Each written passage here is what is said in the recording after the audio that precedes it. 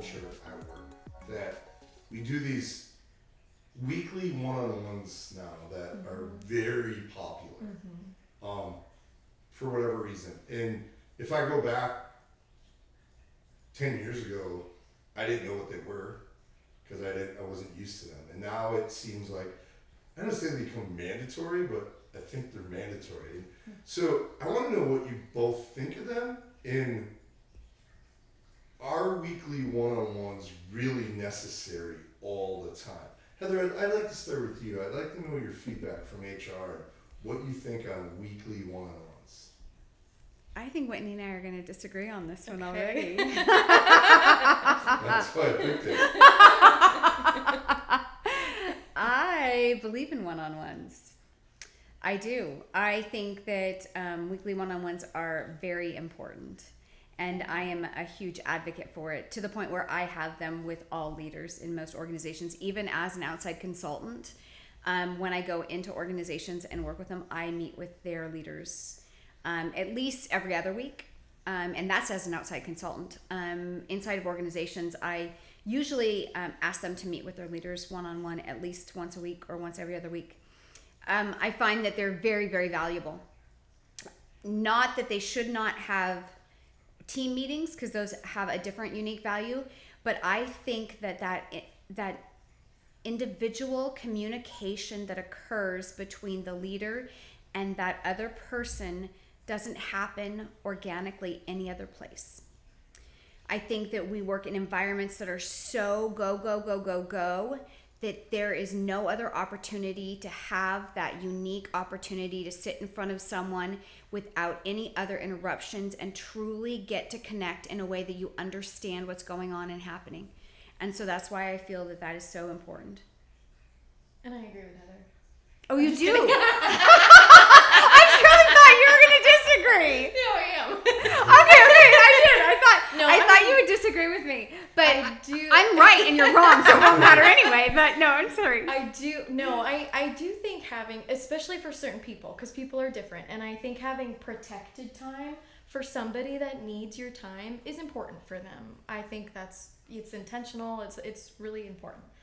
But I do think that, and maybe it depends on the leader. Maybe it can come off differently for different leaders, but sometimes it can come off as a sprinkle of micromanagement, I feel. And the way, if a team member ever said, I would really like these check-ins with you, 100% I would have them and I would schedule them. But what I had done with, previous teams, where I would just check in with them when they needed, and it would be a little bit more casual, like, hey, how are you doing today?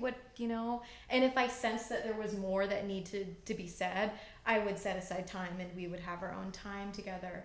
And I also would always I couldn't always be available, right? Not every second of the day on call, but I was definitely available to them if they ever needed me. But again, that was in the environment I was in, and I was able to provide that to them. But I could see in different situations or organizations how that might not be possible. And the one-on-one might be very important because you don't get that otherwise. Yeah, and I guess I see where you're coming from. I don't know that I agree with you, and here's why.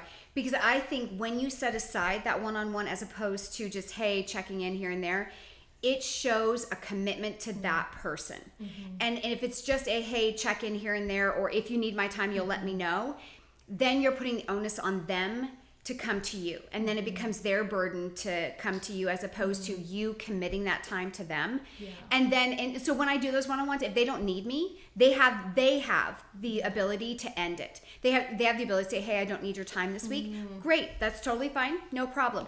And that way they know that time is always theirs. Yeah. Right? So I am always committed to them, and they have the flexibility to use it or not. Mm-hmm. And so I feel that commitment as a leader is critically important. And we can talk about anything at all that they feel of value, but I also always use that time to make sure that I know what's going on in their world. And why that's important is because it's the only time they're going to get. If I find them on the floor, they're going to tell me what's going on in that moment. They're not going to tell me what's going on in their world, right? So we're not going to talk about their career path. We're not going to talk about challenges they're facing with the coworkers. We're not going to talk about safety violations. We're not going to talk about the real things that are going on that may be impacting them, because they're on the floor. They're in their work environment where other people are around, and they're focused in that moment. When you pull them out of that environment, that's when you're truly going to get an opportunity for them to be able to focus on what's really happening. And it's their time, so it can be whatever's important to them. Sometimes they're 15 minutes, sometimes they're half an hour, 45. It's depending upon the individual. But I find that by me committing that to them, they find that I value them in a unique way. So that's why I find that it's so important. Yeah, I think the difference with what you're doing too is saying, this is my time for you, use it how you would like, is the key there. Yeah. It's not, I need you to come to my office at this time. And so I think that's really the biggest difference. And Yeah. I agree with that. I like that. Yeah, so I'll just jump in there. I think there's a couple things that you said, Heather, is I think this is where some leaders miss is you said set aside that time. If a leader's setting aside time and they're changing my time, always, I kind of look at that sometimes, that's a ding. Like personally, and I gotta look in the mirror, right, when I'm doing that for someone else. If I'm late for a one-on-one, or if I have to change it, am I putting you first? Because we said we were gonna do this, right? So I think that's the first thing, where if that's solid and you're there, now there's always the stuff. The one-offs, yeah. But then what are you covering in those one-on-ones? Like sometimes what I see sometimes is we're going to a one-on-one and maybe we're talking about KPIs and metrics. Well, I want to talk about that in a team environment. Because it's no longer, like, if I'm just reporting out what is going on, or if someone's reporting out to me, then all that is a report out to take to someone else, right? But what I heard you say is, if we're having conversations, well, hey, this is your time to be like, ask me questions. What are you struggling with? What can we talk about? This, I can help you so much, right? Can't help you with everything outside of work, whatever it is. There's boundaries, but this is your safe time to talk about your career path, things you're struggling with. How do I help coach you? That's valuable. I would still go to, I don't think it's every week valuable. Like, personally, I think every other week for one-on-ones. I see something that, I'm going to spin this a little bit. That's why I asked you guys the question is, I think we missed this operational meeting in the time that we live in, is we went to individualized conversations. We siloed it, yeah. We siloed it and we forget this team concept a little bit, where I've seen people, we have all these one-on-one conversations and they're what you said, Heather, is I get excited about it. Somebody's like, hey John, this is your time. You don't need it. You don't even have to give me a reason, just cancel it. I didn't always feel confident to say, hey, I don't need this today, because I haven't really felt they're for me as much as they are for the person that I'm meeting. And how you do that is, you don't, as a leader, I don't create agendas. Like when I do my one-on-ones, I don't have an agenda. If they want to come with an agenda, that's their call, because it's their meeting. It's not my meeting, right? As soon as I create an agenda, right, this goes back to some of those communication styles that I teach leaders on. When I create the agenda, it's my meeting. Yep. Yeah. If I let them create the agenda, it's their meeting, right? So I never have an agenda. I never have questions. I never have anything, right? Because I can ask them questions when they're there, but I don't come with a preconceived agenda, because then it's my meeting and then it takes it away from them. And if I came and I asked them KPIs or anything like that, shame on me, because those are things we need a group meeting for.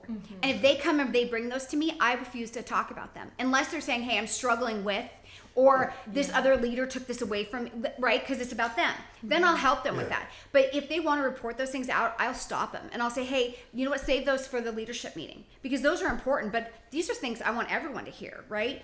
The reason I do them, and it's different, because I agree not every week is important, but I deal with high level leaders, right? So as the HR consultant, I'm dealing with the C's, right? So they are every week, because it's like, how do we communicate this to, or these are the challenging situations I'm dealing with, or here's the other leaderships in the C's that we're struggling with, or so it's more of a weekly, because there's so much impact of the organization going on, right? But I agree, right? If it is mid-level or anything lower than that, yeah, every other week is totally fine.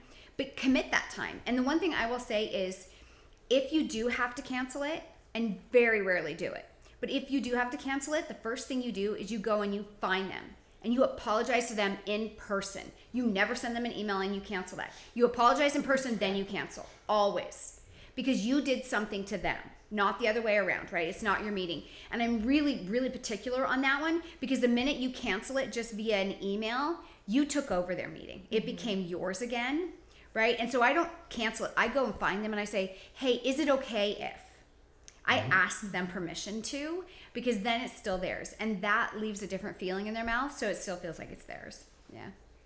Yeah, I think there's a lot in that, and I really liked what you said. If I'm coming to that meeting feeling like I got to report out, that's then now it's your meeting, right? Yeah. And I think that's where maybe it's not a report out. Report out is with a big group. Something I've seen successful, right? This too is just asking everybody, as your leader, how do you want me to show up for you? What do you need? Do you want a one-on-one? Do you not want a one-on-one? It's interesting the concepts you get, because I kind of go to Whitney. I've got people like, well, I just need your door to be open when I need you. See, I don't agree with that. I don't agree with asking them that, because they don't know, right? And why I say that is because if they've never had one, they don't know what they're missing.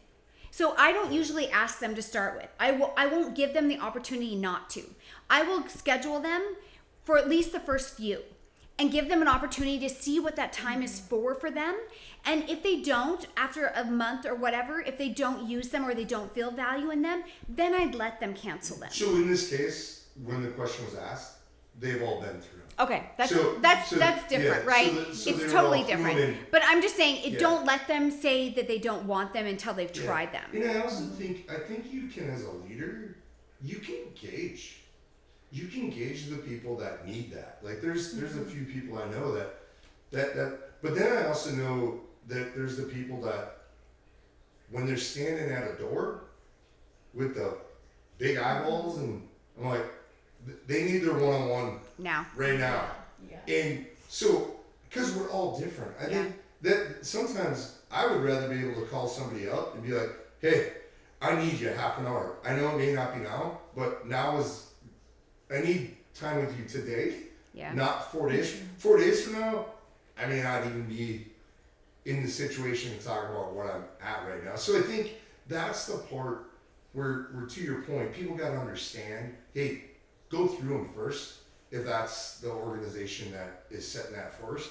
But I also think there's looking at how everybody learns and communicates, not always through a one-on-one is how people communicate better. Sometimes people communicate better when they're in the heart of something, right? Yeah. So I think it's interesting because I still go back to, and it's probably not for today, well, we missed this operational meeting or this big meeting. Okay, It just go. drives me nuts. We're talking about one-on-ones. And I wonder too, the people that won't go to your door because they're still, afraid to open the door or go to the door, are those people, until they fully build trust with you, is trust the key factor? And it doesn't matter whether your door is open or closed, because if they still don't trust you, even though they're sitting across from you, are they still going to tell you what you need to know or what they need from you? It's why spending time with them is important. Yeah, and not giving them the opportunity not to spend it with you. And it doesn't, so, and that's the one thing I will, and I know we've been talking about this topic for a while now, so we can end it, but that's the one thing I will challenge you as leaders, all leaders, to do, is it doesn't need to be in your office, right? One-on-ones don't, and sometimes that's the barrier, right? Because we don't always know the baggage that our employees have from other situations that they've been in. And it may need to be in a environment that makes them feel more comfortable, right? Maybe it is on a walk around. Maybe it is, in a break room. Maybe it is in, whatever space is best, right? To start building that trust. But don't let them not have the opportunity because the trust isn't there. Just find a way to give them a safe space. And just on that too, I think Whitney, you bring up a good point. You gotta know, engage again. Is there trust that needs to be built? And I think where great opportunity for one-on-ones are, and I really don't think leaders take the ability to do this much. It's a great time for me to be vulnerable. Like if I'm trying to build trust and someone's dealing with something, I know we don't want to talk about it sometimes as leaders, but it's a great time for me to say, hey, I've been there. I've failed. This is what I did. And it's a great, that's how you build that trust, and all of a sudden in a safe environment for both of you to say, hey, I'm willing to tell you some things I struggle with.